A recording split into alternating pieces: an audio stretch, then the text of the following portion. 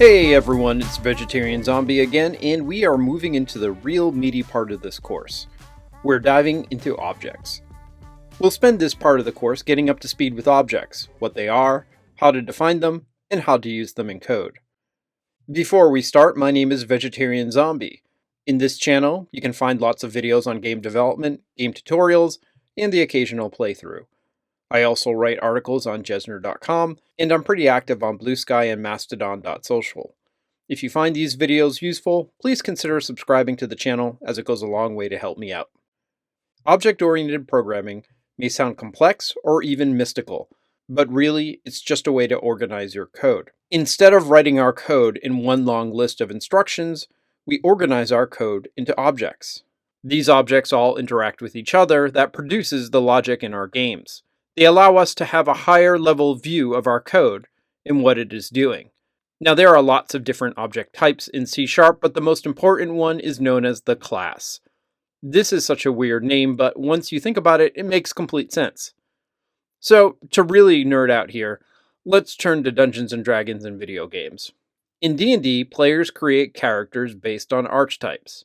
You have fighters, wizards, barbarians, and more. This archetype defines what a player can do. A fighter hits things with weapons. A wizard casts spells. A barbarian gets angry, then hits things, and so on. When you create a character, you pick one of these archetypes, otherwise known as, you guessed it, a class. You use this class to create your character. When you finish, you may turn to your buddy and ask, what class did you pick? And when they say, Ranger, you all laugh when they're not looking. The same goes for something like Overwatch. Overwatch has heroes. Each hero is really a type of class.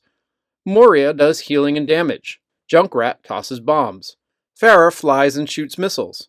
When you pick a class, you aren't creating the definitive version of it. You are creating a unique instance. So classes are just templates or cookie cutters. The class defines what the instance can do, and those instances are called objects. When we define a class, we define its state and behavior. State and behavior? What the heck is that? Okay, let's go back to D&D. Here we have a fighter class. The state consists of all the variables associated with it. Our fighter has strength, dexterity, constitution, intelligence, wisdom, and charisma. The fighter also has hit points, a name, an alignment, and lots of other bits of data. This is all known as state. Now what about behavior? That's when an object does something. For our fighter, one behavior is called attack. That may remove hit points from another character. The fighter can also push an enemy to knock them prone. They may also grapple an opponent as well to prevent them from moving, and so forth. So behavior is what that object can do. Okay, that's been a whole lot of theory. Let's put this to use. To get started, let's create a fresh Unity script. We'll be using this script for the remainder of the course. You should have plenty of experience now creating scripts, attaching them to game objects, and configuring them. We'll call this script myObjects. Open it up in the editor. Update it to the following.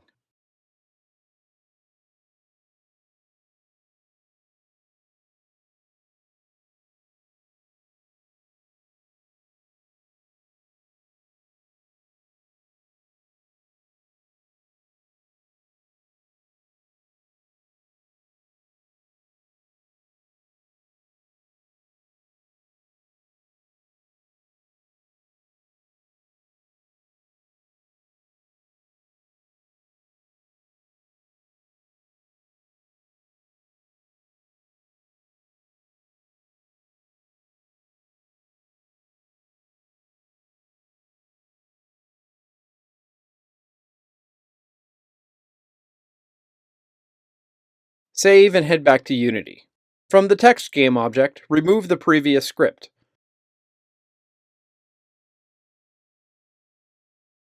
Then add the myObjects script to it.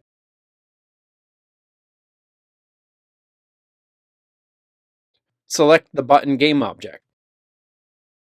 In the click event, add the text game object and select the show message method.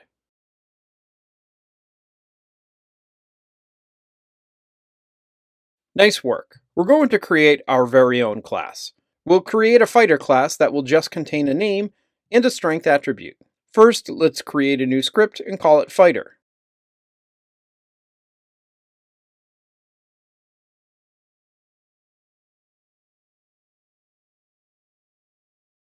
open the script inside of Visual Studio. You'll see now when you create a new script, you are actually creating a new class. You'll also see this mono behavior here. You'll learn about this later. For now, select this class definition and delete it.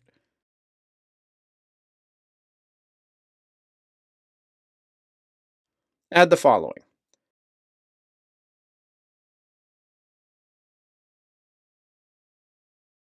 Here we defined an empty fighter class. It does nothing. Remember, classes must always be uppercased. This is a standard, and while it isn't enforced by the compiler, it's a pretty much universal standard. There are probably some niche edge cases where it makes sense to use a class lowercase, but starting out, you should always uppercase the class name. As for the public keyword, we are getting to that sooner than later. For now, we are just setting everything public. We need to add some state to it. Add the following.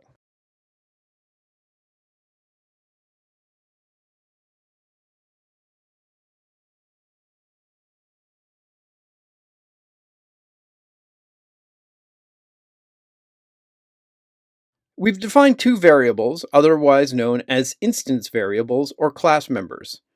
One is strength and the other is name. By setting these public, any other code can access this state and change it. That's generally not a good idea. You'll learn why soon enough. Notice they are both uppercased. This is because they are public properties. Okay, let's make a couple of fighters. Switch over to My Objects. In Show Message, let's create a new Berserker fighter.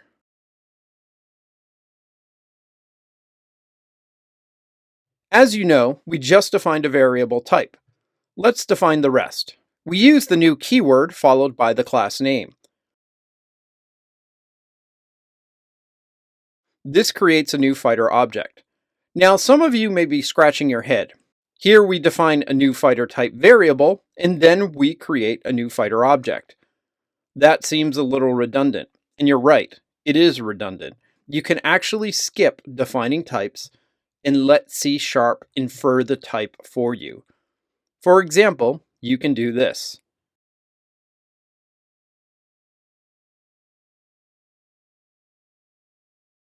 Here C# realizes that 123 is an int, and movie is a string. The var keyword tells C# just to infer it. The reason I've avoided talking about var is because it's critical you understand types. So I wanted to get you in the habit of declaring your types. And while it does save time using var, I actually prefer to spell out my types, just for ease of understanding. So we will continue to do this. That said, var is just another tool in your toolbox. Use it wisely. Okay, delete all that. Now let's set up the name. We do this with the dot operator. You'll see lots of options. Objects can inherit code from other objects. You'll learn about this soon enough. Also, you can add additional code to objects by way of extensions. So your simple object has already acquired a lot of stuff without you having to do anything. Select the name property.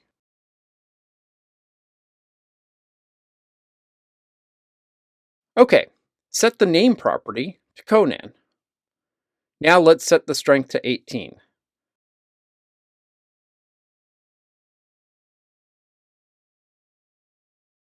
That's a much easier way to think about code, isn't it? Let's create another.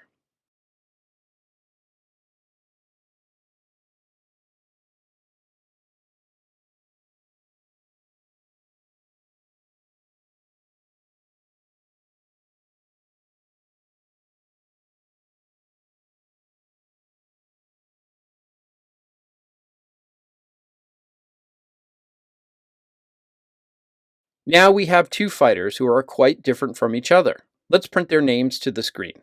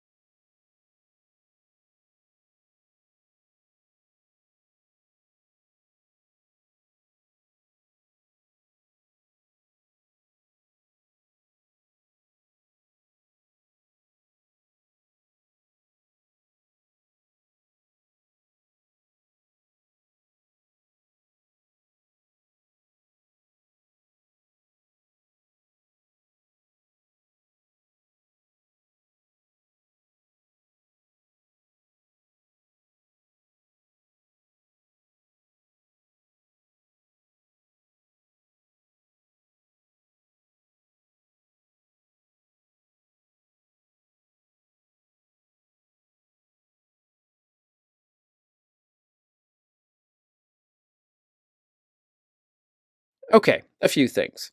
Notice the \n. This is known as an escape character, and it adds a new line at the end of the statement. This isn't just C# specific, but you can use this in a lot of other things that prints text to the screen. For the challenge, you'll use \T to add tabs to your text. Now, you'll see us directly accessing the properties. Again, you normally wouldn't do this, but regardless, it makes the code easier to understand. Save the code, return back to Unity. Run the game. Press the button, we get our message. Nice. Now we just dipped our toes into state. What about behavior? We do this by way of methods. Methods are a way to run code on demand. Return back to Visual Studio Code and open up the Fighter script. Add the following code.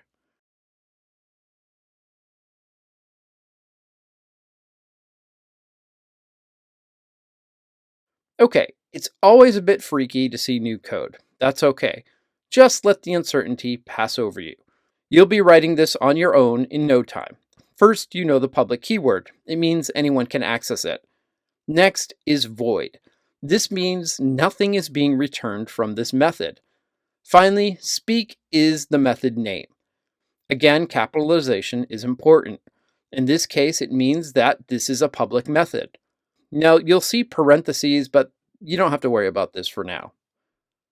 And of course, everything goes in your braces. I'll be spending an entire episode reviewing methods, so don't feel like you need to understand everything. Now add the following.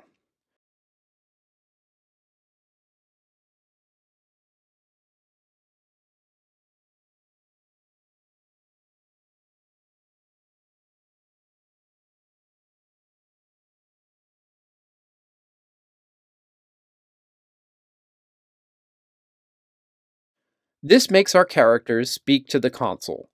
Okay, now jump back to My Objects. Comment out the other code.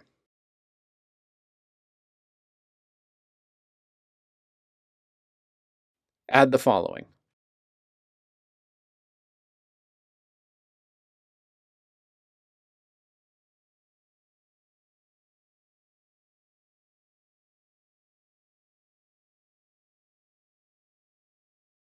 Save and switch back to Unity.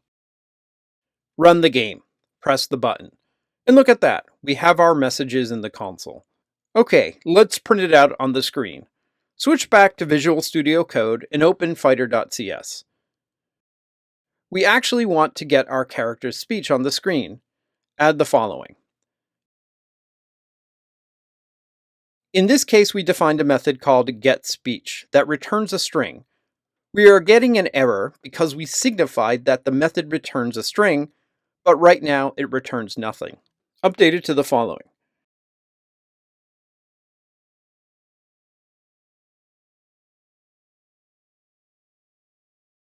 Here we are returning a string with the return keyword.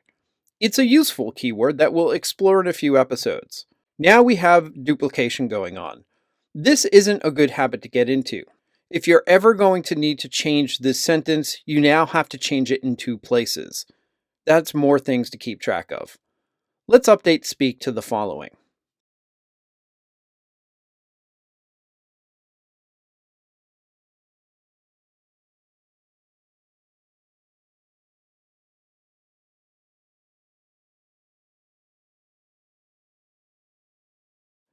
The this keyword represents the current object, so we can call methods on it. Just note, some people are religious about avoiding code duplication. As a beginner, you should avoid it, but I've seen people go to crazy lengths to avoid code duplication to the point that the solution was far worse than a few repeated statements. Now return to myobjects.cs and update it to the following.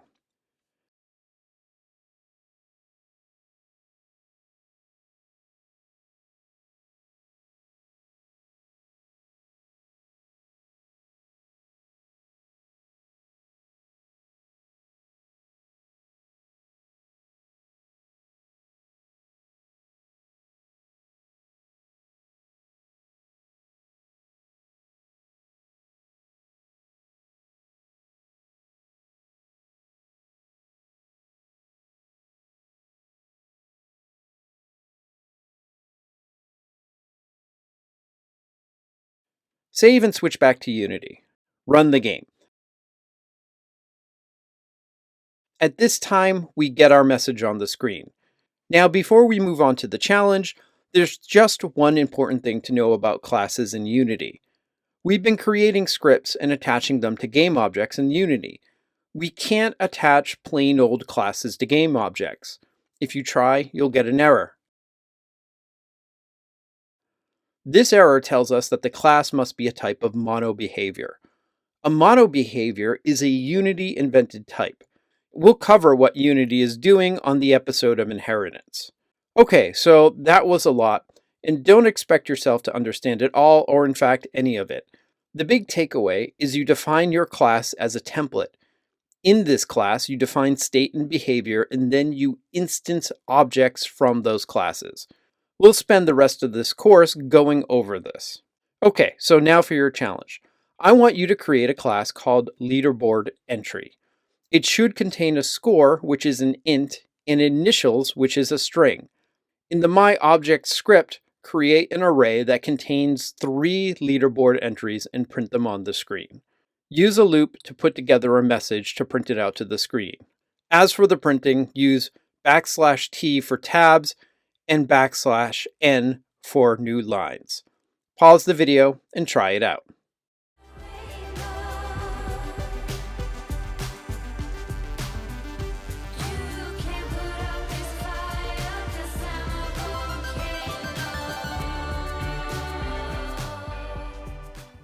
How was your first attempt at making classes? I'm hoping it wasn't too hard. It's all about practicing, so if it was overwhelming, that's okay too. In time, it won't be. Okay, let's start by creating a new script. Let's call it Leaderboard Entry.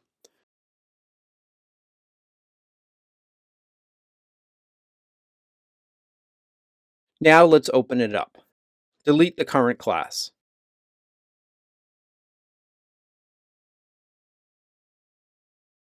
Add the following.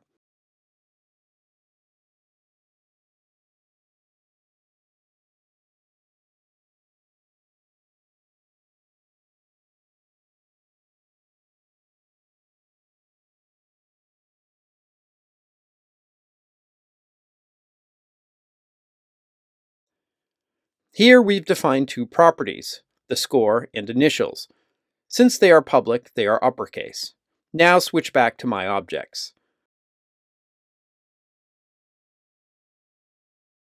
Comment out the existing code and show message.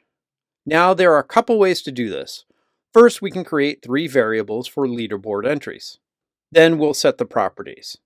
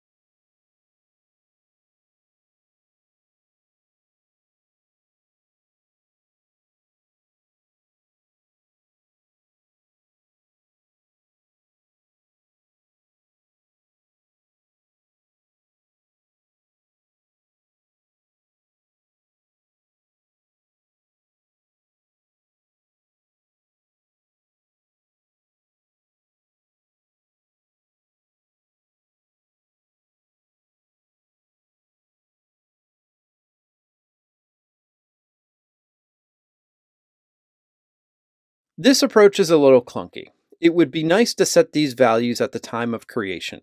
Thankfully, you'll learn how to do this soon enough. Now let's add them to an array.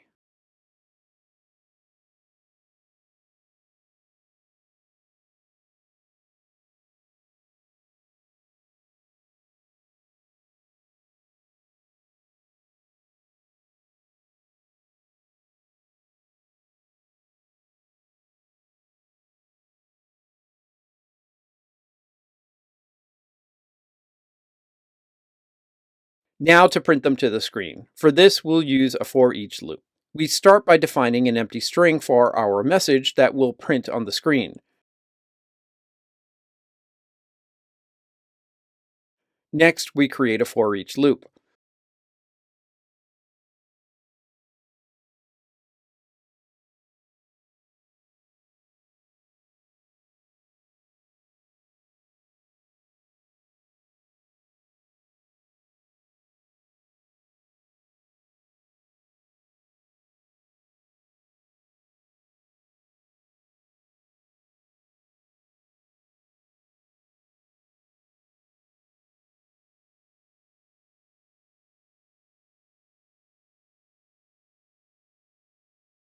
This is where we construct our message. Now, let's print it out.